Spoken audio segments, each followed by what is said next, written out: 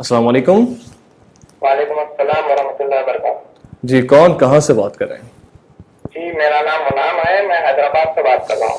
جی غلام صاحب, میں آپ کا اس پروگرام میں خیر مقدم کرتا ہوں. اور کوئی سوال ہے آج کے موضوع کے حوالے سے آپ کے پاس؟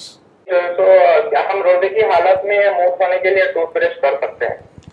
روزے کی حالت میں ٹوتھ پیسٹ کر سکتے ہیں. جی جی بالکل. بہت شکریہ آپ نے کال کیا. السلام علیکم.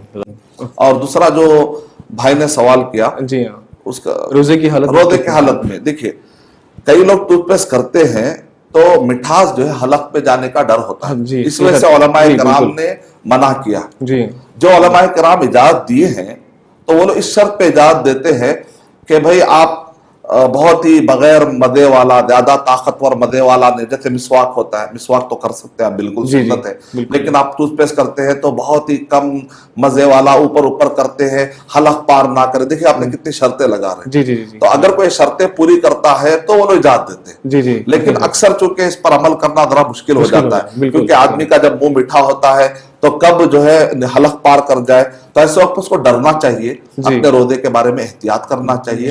اس وجہ سے علماء کرام احتیاط کرتے ہوئے کہتے ہیں کہ آپ مسواک کا اہتمام کریں, سنت بھی پوری ہو جائے گی, ثواب کا ثواب بھی ہو جائے گا, اللہ بھی راضی ہو جائے گا. بالکل.